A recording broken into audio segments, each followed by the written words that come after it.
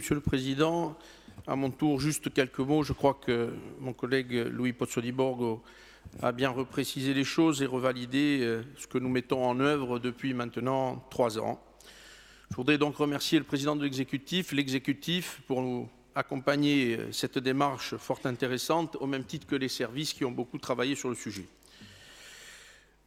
J'ai envie de vous dire, entre les rames et le journal, on peut toujours trouver un intermédiaire, mais tout un chacun, comme Jean Martin a pu lire le journal ce matin, et la yomic abillado à la rimbrache, ayugu minchado berabrim badge. Et effectivement, vous avez rappelé certains fondamentaux, Monsieur le Président de l'Assemblée, Monsieur le Président de l'Exécutif, qui, à mon sens, il était bon de nommer précisément pour que l'État sache la situation dans laquelle nous sommes, qui n'est pas désespérée. Et d'ailleurs, ça s'est fait de manière très courtoise avec la préfète ici présente hier. Et enfin, pour en terminer sur le journal, pour ma part, c'est une très bonne nouvelle de savoir que du côté de Corté se préparent de manière unie les élections municipales par ailleurs.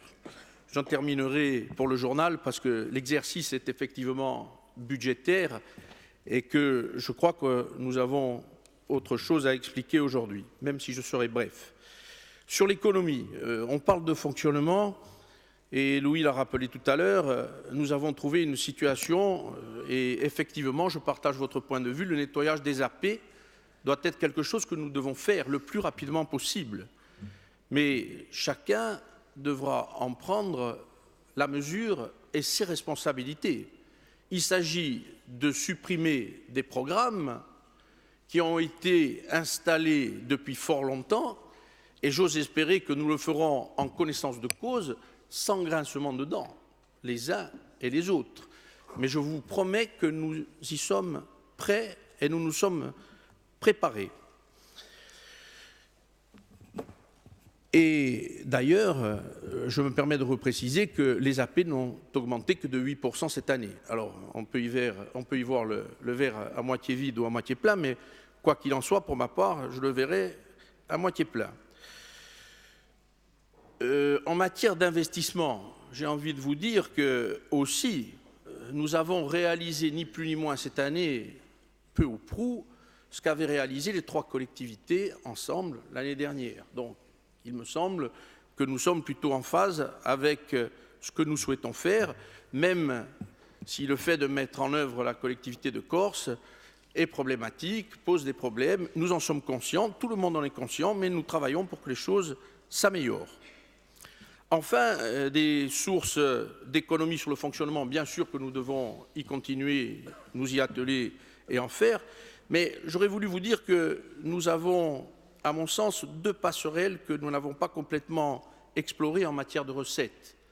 Et là, je me rapprocherai du travail effectué par l'ATC Nanette Maupertuis, et je le disais dans le débat d'orientation budgétaire, je crois qu'il est important aujourd'hui que nous nous tournions vers l'Europe. Il y a effectivement quelques mannes financières à récupérer, d'autant plus importantes que nous avons des projets structurants à mettre en œuvre partout, sur toute l'île, et je crois que l'accompagnement sera à la hauteur. Enfin, 3e point, une autre piste de recettes. J'ai entendu parler de TGAP, François Hollande et M. Chico. La TGAP ne réside pas uniquement sur la taxe des carburants, je tiens à le préciser. Et d'ailleurs, j'avais moi-même déposé une motion qui reviendra probablement à la session prochaine, juste pour vous dire que la TGAP est la taxe générale sur les activités polluantes. Elle est payée par les entreprises et les collectivités locales dont l'activité ou les produits sont considérés comme polluants. Donc, je veux en venir où, vous l'avez compris, il s'agit des déchets. Sur les déchets, aujourd'hui, je considère qu'il y a une manne financière qui oscille entre 5,5 millions d'euros et 10 millions que la collectivité de Corse doit absolument récupérer. Puisque nous polluons notre territoire, il n'est pas nécessaire d'alimenter le budget général de l'État, de l'ADEME, et ce qui reste va dans les caisses du budget général de l'État. Ce n'est pas acceptable. Enfin, chacun verra dans le rattrapage fiscal annoncé par Mme Bozzi probablement une équité pour ma part. Parce que s'il s'agit de fiscalité, ça veut dire que tous les contribuables de Corse sont impactés. Alors vous pouvez dire c'est injuste, uniquement ceux d'Ajaccio ont été pénalisés. Certes, mais c'est une équité, c'est une remise à niveau des choses qu'il fallait faire et je crois qu'il est important. Et je terminerai mes propos là-dessus. Monsieur le Président, quoi qu'il en soit, le Président de l'Assemblée, le Président de l'Exécutif, le groupe FEM est favorable, bien évidemment, au budget que vous avez présenté. J'en ai terminé, je vous remercie.